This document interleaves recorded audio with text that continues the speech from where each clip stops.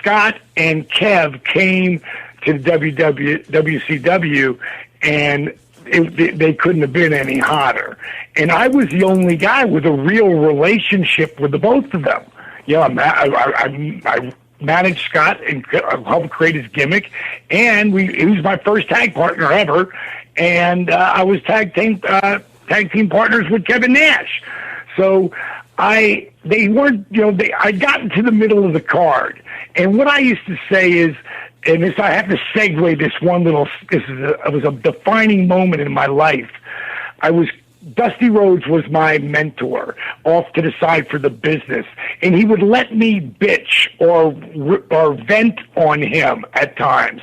And I was so pissed. I'd come out of this meeting with the booking committee, and I was like, Dusty, they're just never going to give me what I used to call the Jake Roberts, Rick Rude spot, which was a shot at being the top guy, a shot at being the upper guy in the business.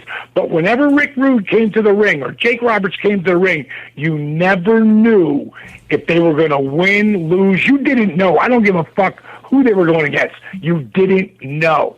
That's the spot I aspired to be in. And I was like, Dream, they're just never going to give me that fucking opportunity. I mean, I know I'm never going to be you or Flair or Hogan. I mean, I know I'm never going to be the world champion, but fuck, man, they're never going to. And he just cut me off. He goes, what did you just say? And I said, well, Dream, come on, I know I'm never going to be you or Flair or Hogan. He goes, no, what did you say after that? I said, well, dude, they're never going to put the world title on me. He goes, then what the fuck are you doing this for? He said, Dallas, if you do not think that you have the ability to be the world champion as hard as you work, who you work to be, and you don't think you can be the world champion, he goes, you need to get the fuck out of this business right now. And I swear to God, bro, I wrote it down with him on the phone.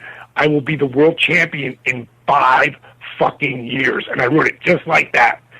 And fucking it was 4 years, 4 months, and 14 days. That's when April 11th came around, and I was the world champ. But it happened, the whole shift changed when Scott and Kev came in, and I shot that. They shot the angle with me, and it was my idea that they give me the NWO shirt, and I tell them to go fuck themselves. I remember that. And that was the beginning. Hold on one second. Just pause on me right there. You walk in the door to the left. It's a little bottle right there. So what happened right there was I brought the idea, knowing that the Booker Company wasn't going to do anything with me. I went to Kevin because I knew Kevin and Scott created their own destiny. I went to Kevin, told him my idea, and he loved it.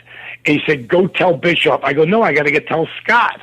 And he goes, dude, you don't think Scott's looking to pay you back for creating his gimmick and giving him a job when his wife was pregnant? By the way, she was pregnant with Cody. You know? And he's like, don't you think he wants to help you? I go, yeah, but he's doing the job. He's doing the diamond cutter, so I got to ask him. So I went and asked Scotty. He was like, done. We go to, that night, we go to the bar because we had the luxury of having Nitro on, and then they played it again. So we could all go to the bar and drink some beers and some shots and watch the show. So I went with Nash and Hall, and we sat down with Bischoff at one of the tables in the bar. And I had Kevin tell him the idea where I took the shirt on, hug Kevin. Scotty gives me the high five. He goes to shake, and as he goes to leave, bang. Kevin comes at me over the top rope, through the table. I take off through the people. Kevin pitches it, and Bischoff shakes his head. And he goes, I don't know. You know, nobody's dropped you guys yet. And Scott Hall steps up, and he says, if being you, I know you guys are tight. He goes, and being your friend is a detriment? I don't know if I want to work here. I was like, wow. You know, I always say it's not about who you know or who you know or who knows you. I always say it's who's willing to say they know you. Who's willing to put their name on the line for you? And those two fuckers did it right there.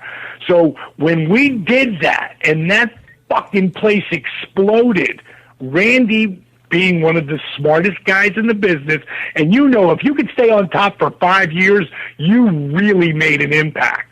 But if you can stay on top for 10, 15, or 20 years, well, You fucking really know how to play the game that we did.